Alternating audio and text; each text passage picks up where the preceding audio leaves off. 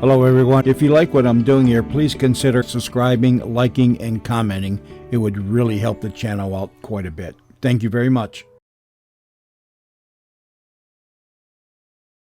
The General Electric Theater, tonight starring Mr. Van Johnson.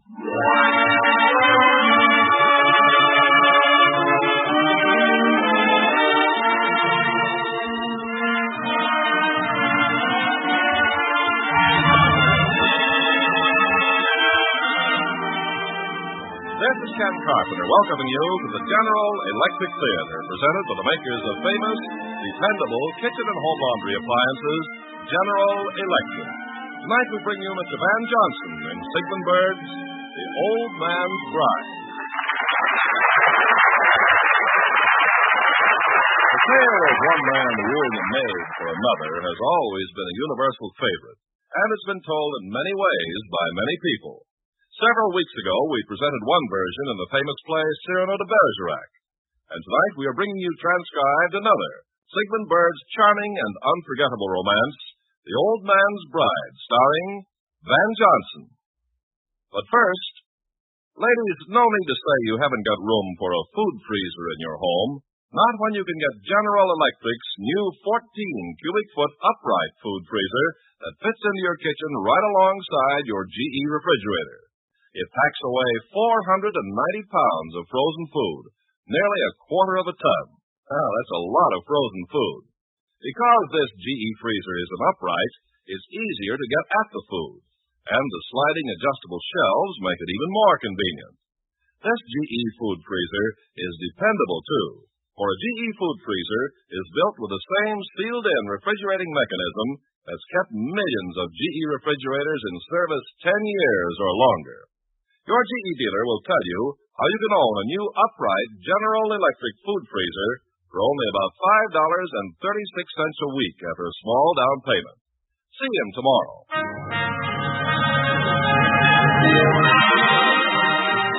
And now the first act of The Old Man's Bride, starring Mr. Van Johnson.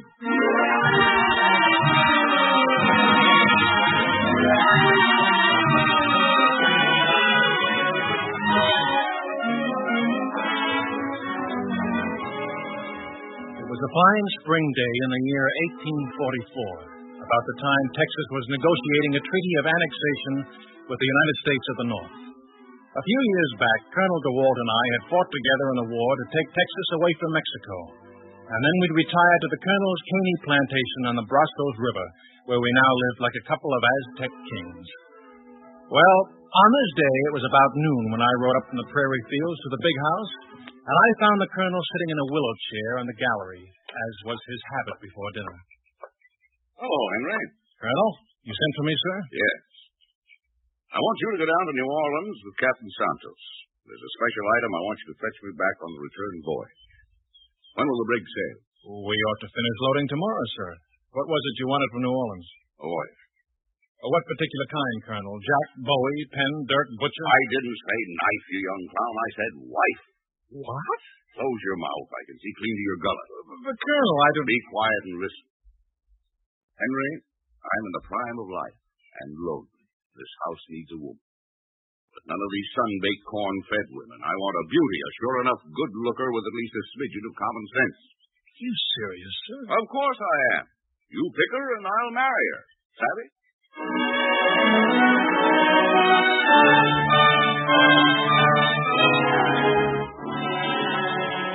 The Colonel was a handsome man, big, red-haired, with muscles like a draft horse. There was only a little gray in his hair and none in his beard. You'd never guess he'd turned 50, but he was never a man for dalliance. He was a man's man, as the boys he'd led in action could tell you, and I was with him in those places. Well, Henry, do you understand? No, sir. I don't savvy a man sending another man to fetch him a wife. Why not? Don't you buy my clothes, my tobacco, everything for me? Well, have I ever complained? No, sir, but this is a bit different. Henry, I trust you completely. You've never made a mistake for me, except that time at San Jacinto when you joined in the charge while you were supposed to be guarding our rear. That was the only time you ever disobeyed my order. I'm sorry, Colonel. You should be. It would have cost me my life if you hadn't ridden back in time. I've never regretted saving your life, Henry. But I do think sometimes I've made you too much a part of me. How old are you now? About 26, sir. I don't know for sure. A man's age. Do you ever think of marrying? Sometimes I do, Colonel. But usually I'm too busy to give it much thought. Too busy. Look, Henry, it's true that you've improved this plantation more than anybody else could possibly do. Except maybe me. Thank you, sir. But don't you know that next to me, you're the best catch in Texas, my boy? You're more than just my overseer. You're a landowner in your own right, and when I die, you'll get a share of Caney. You're a man of importance, Henry, and reasonably good-looking besides. It hasn't done me any good so far, sir. It will, when the time comes.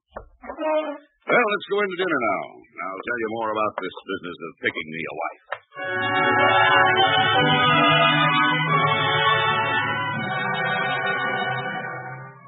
Early next morning, we rode down to the DeWalt warehouse landing at Velasco, where the hands were loading the colonel's brig, the Mariposa, with bales of cotton and hogsheads of sugar and bundles of hides. The colonel and I dismounted and went directly aboard. Captain Santos in fresh whites greeted us warmly and gave Colonel DeWalt an ingratiating leer. Oh, I hope I can be of assistance in this delicate matter, sir. I hope the young Senor Markham here will not hesitate to call upon me for counsel. And Markham will take care of it by himself, Skipper. Certainly, sir. I only... He has a list of supplies to be bought in New Orleans, and you can help him with that. But keep out of what you call this delicate matter, savvy? Of course, Colonel. Henry, you sure you understand everything? You have the letters from President Houston and the notices from the newspapers? Yes, sir. They're all safe in my money belt. Well, Henry, this is the most important mission you've ever undertaken for me. I know I can trust you. Of course you can, sir. God be with you, my boy. I'll bid you goodbye now. I'll do my best, Colonel. Goodbye, sir.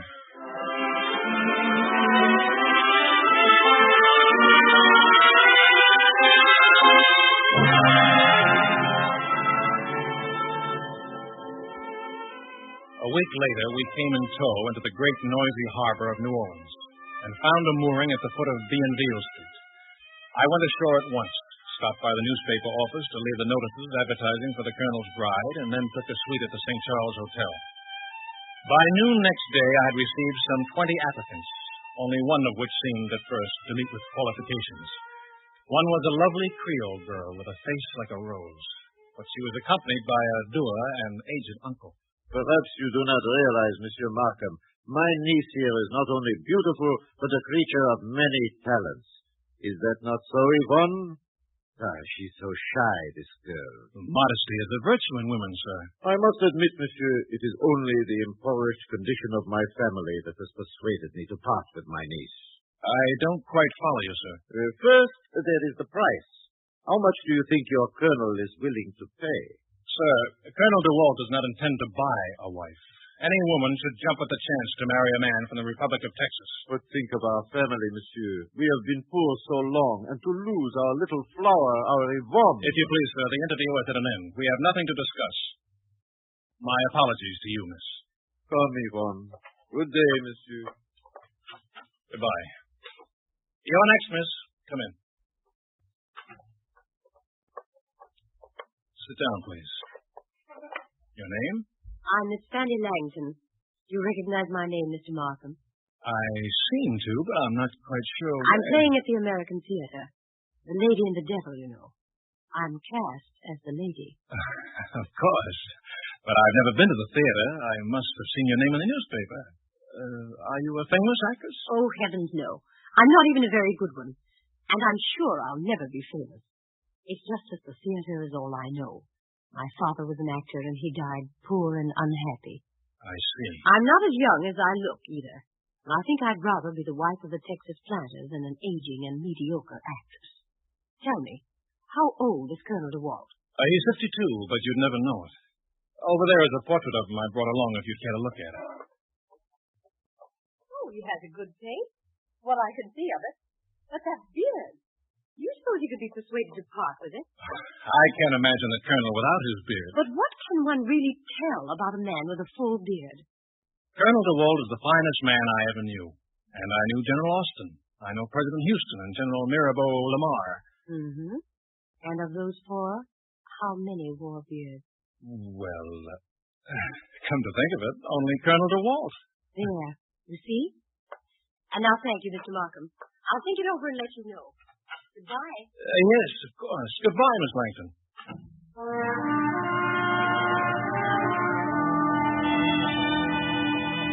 She was a lovely creature, Fanny Langton, but her directness was disconcerting, and anyway, I knew the colonel would never stand for taking off his beard. Next morning, there was business to attend to and supplies to be bought. I went out and got as far as Bank's Arcade, where I noticed a large crowd gathered in front of a drug and medicine store. A tall gentleman in a silk hat was standing on a dais delivering a lecture, and next to him was the loveliest girl I'd ever seen.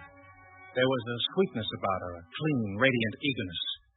She was like a Texas girl who'd stayed in the shade and never tasted cornbread. I pushed my way through the throng. And now, ladies and gentlemen, you see before you the assistant, Miss Olivia Sandifer, formerly of Mobile, Alabama. This lovely child is a living proof of the wondrous powers of Dr. Castillo's celebrated anti-scarbotic and restorative compound. It cures, ladies and gentlemen, it cures consumption, tenesmus, dysentery, diseases caused by the scarbotic virus, wasting diseases, blood tumors, slow, intermittent, and continual fevers. Would you believe that this beautiful girl, less than 6 months ago, was a poor, sickly creature, with scarcely enough strength to lift the dasher of a chore? Well, me friends, it's the gospel truth. And what produced this miraculous change? I'll tell you. I'll take 100 bottles, Doctor. Oh, did you say 100, sir? I did, but I'll expect a reasonable discount, of course. Certainly, sir. Miss Olivia, will you conduct this gentleman into the store and fill his order, charging the wholesale price? Follow me, sir. Yes, friends, I discovered this amazing formula while serving as personal surgeon to the king of family. The wholesale discount is 50%, sir. 100 bottles would be exactly $50 and no charge for drayage in the city. You want them delivered, I expect? If you will. Send them to the Brig Mariposa, Santos Master, foot of B and Beale Street. Issue the receipt to me, Henry Markham of Caney Plantation, Brasoria County, Republic of Texas. Yes, sir. I want to thank you, Mr. Markham, for getting me a raise of wages. I don't understand. Well, when I read about you in the newspapers, I told Dr. Castillo he'd have to pay me $10 a month more, or I'd go straight to the St. Charles Hotel and promise to marry this rich planter out in Texas. Tell me, Miss Olivia, would you have done it?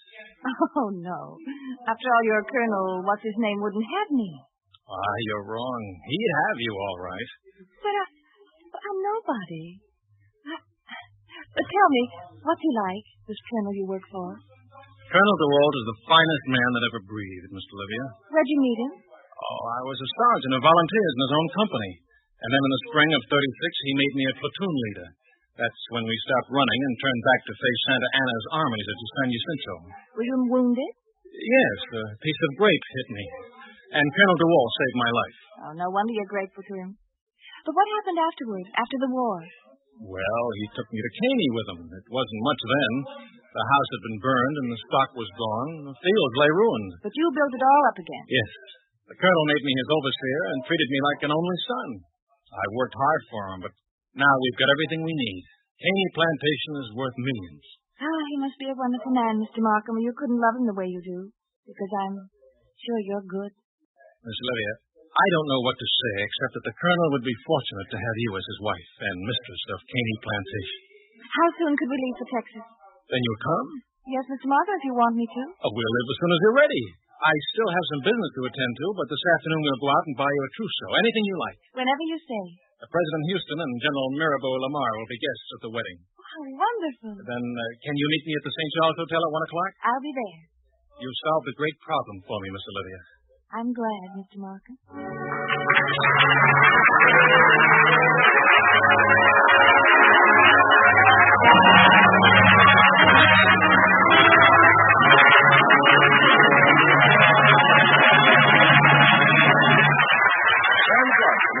To the courtesy of MGM, producers of the Technicolor picture, Mogombo, starring Clark Gable and Ava Gardner. You've all heard of spaceships and spacemen. Well, here's a new space hero. General Electric's new Deluxe Spacemaker range.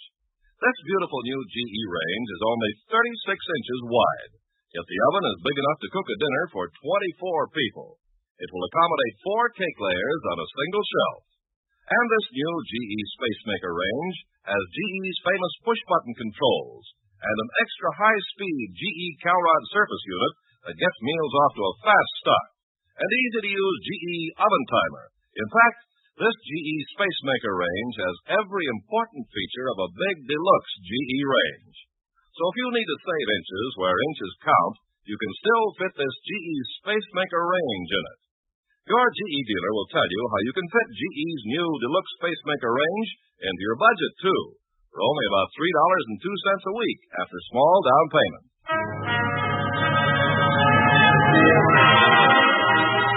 Now with our star, Mr. Van Johnson, we bring you the second act of The Old Man's Bride.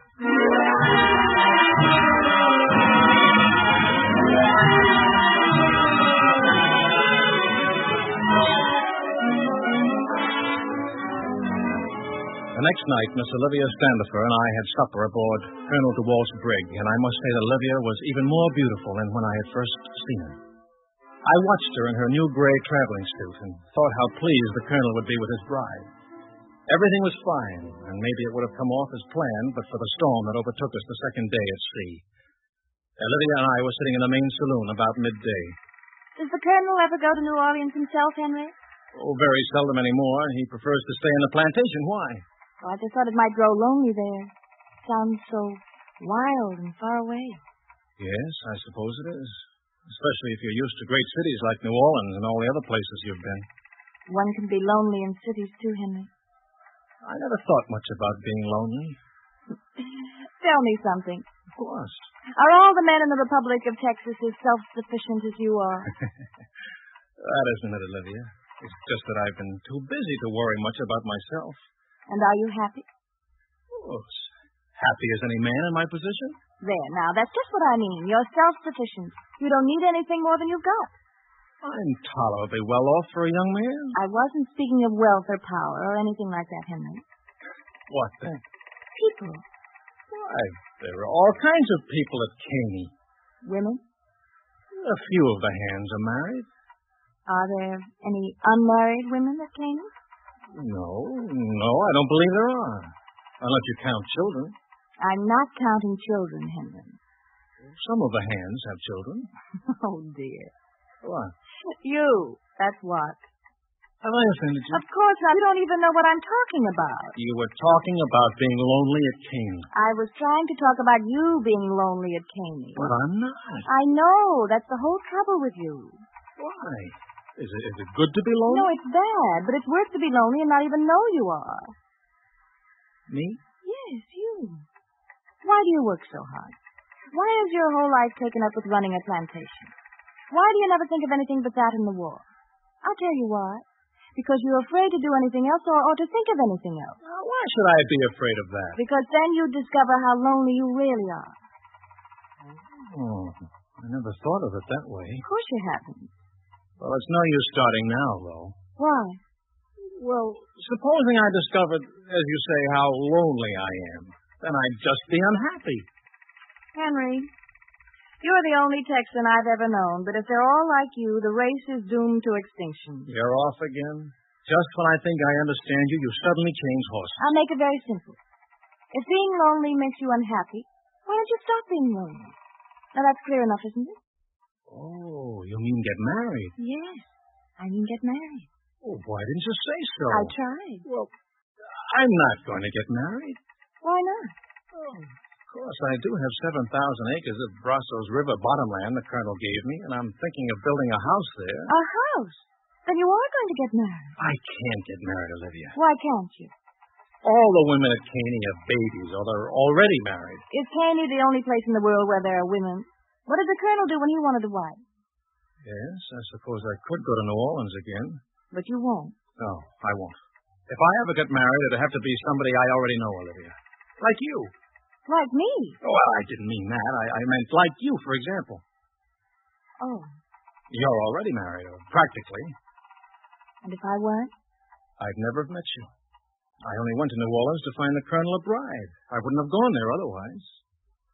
Henry, you have a lot to learn about women. I suppose. But you see, I never knew any. I've spent all my life just with men and horses and guns. I don't suppose I'm very civilized, really. You're more civilized than you know. Senor Markham. Oh, hello, Captain. Oh, senor. I came to tell you that we are running into a storm. How bad a storm? There will be no danger, but it will be rough for a day, maybe two. How exciting. I love storms. There's no way to avoid it, Captain? I'm afraid not, senor.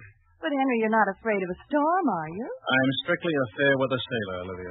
I belong on the land, not on a ship. And I don't do too well in a rough sea. Oh, yes. Poor Senor Markham. When do you expect the storm, Captain? Oh, in a couple of hours, we'll run into the edge of it. Well, let's go on deck, Olivia. I won't be much company for you once it begins.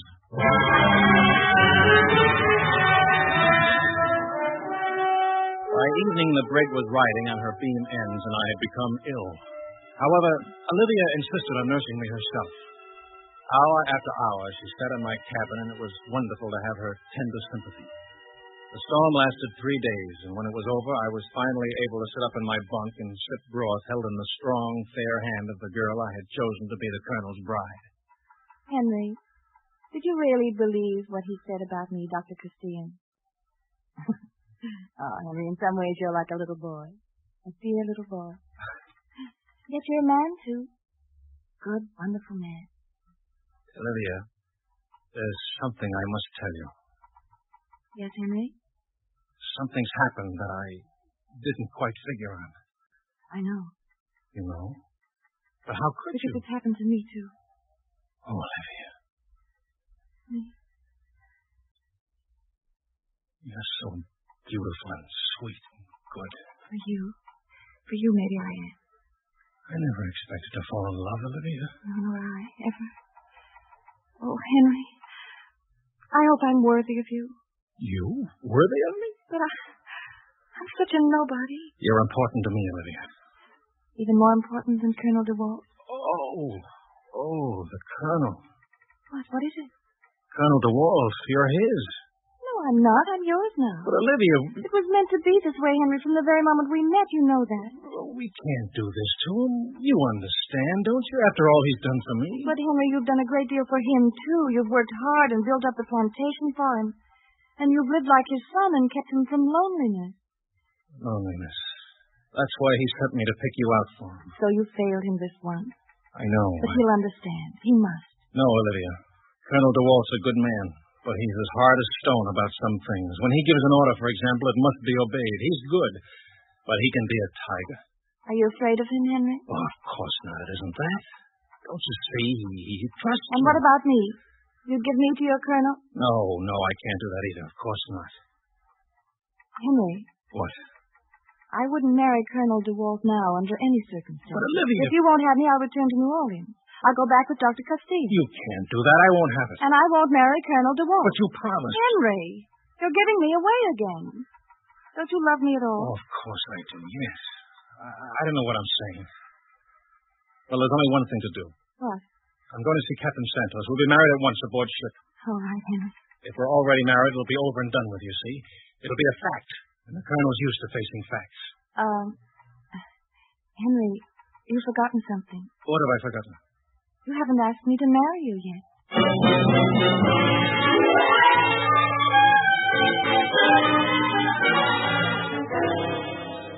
Captain, I want to ask you a favor. Certainly, Senor Markham, certainly. We'll be in Velasco by noon tomorrow, and only a little the worse for wear, not so? This is a serious thing I'm asking of you, Captain Santos. Of course, Senor. Please tell me. It concerns Miss Olivia. And may I congratulate you, Senor. She is so beautiful. Colonel DeWalt will be very proud. You've done a great job, Senor. Wait, Captain. This concerns Miss Olivia and me. I do not quite understand, Senor. Captain, I have a terrible problem. I love Miss Olivia, and she loves me. What? We want you to marry us. Senor, have you gone mad? Not at all. We want you to marry us now, at once. But, Senor, I could not do that to the Colonel.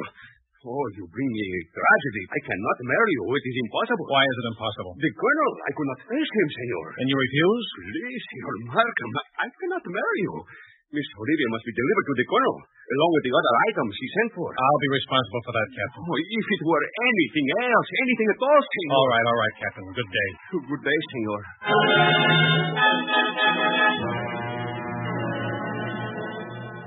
No, Henry, there's only one honorable thing to do. Yes, I know.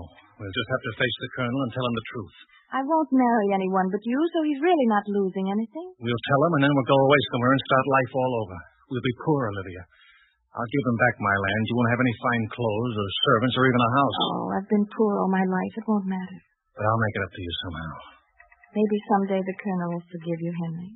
It can't be that cold-hearted. He'll never forgive me. I'm sorry for that. But I have you. We'll make a go of it somehow.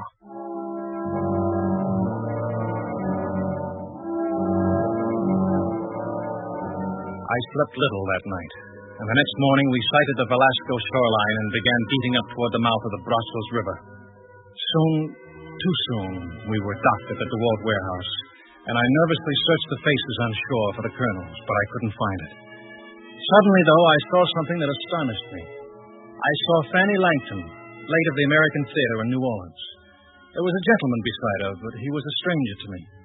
As soon as we'd made fast, I conducted Olivia down the plank, and when we reached the wharf, it was the stranger with Fanny Langton who was the first to greet me. Henry, my boy, welcome home. We feared you were lost at sea. Thank God you're safe. Colonel DeWalt, I scarcely recognized you. What's happened to your beard, sir? My beard is of no consequence. A great deal more than that's happened, my boy. A great deal, indeed. And who's the lady with you? Aren't you going to introduce us? Oh, yes, of course. My dear, this is Colonel DeWalt, Miss Olivia Standifer. Your humble servant, Miss Standifer. How do you do, Colonel? Fanny, come here. You and Olivia must know each other. How do you do, Olivia?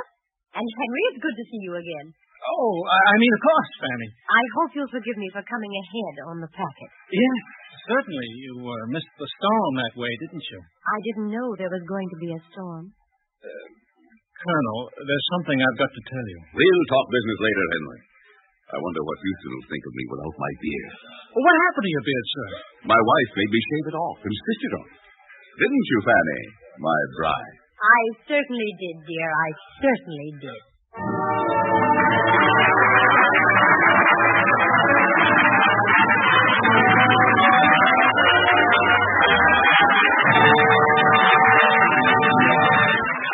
How would you like to have your dishes washed free for the next 10 days? Well, then just listen to this wonderful offer.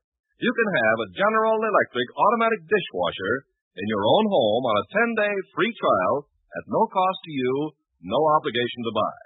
Just call your GE dealer and tell him you'd like to try a GE dishwasher in your home. He'll roll one right into your kitchen, a full-size, completely automatic dishwasher that attaches easily to your sink, with room inside for a whole day's dirty dishes, even your pots and pans. This GE dishwasher automatically pre-rinses, washes, rinses 3 separate times, and fan dries. Everything is sanitized in air, heated to over 180 degrees. Everything comes out sparkling, hygienically clean. Now, maybe you never dreamed you'd be able to try a dishwasher, but here's your chance. Ask your GE dealer about this wonderful 10-day free trial now.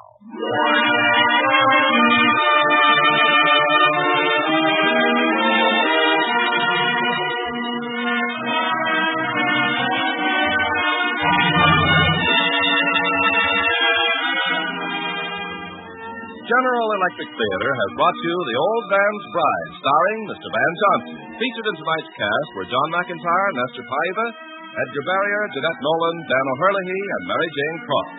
Old Man's Bride by Sigmund Bird, adapted by John Meston, was presented by arrangement with Columbia Pictures Incorporated, producers of From Here to Eternity, starring Burt Lancaster, Montgomery Clift, Deborah Carr, Donna Reed, and Frank Sinatra.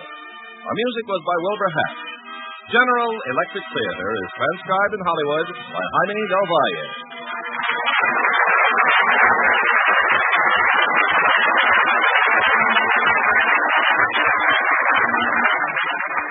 America now listens to 110 million radio sets and listens most to the CBS radio network.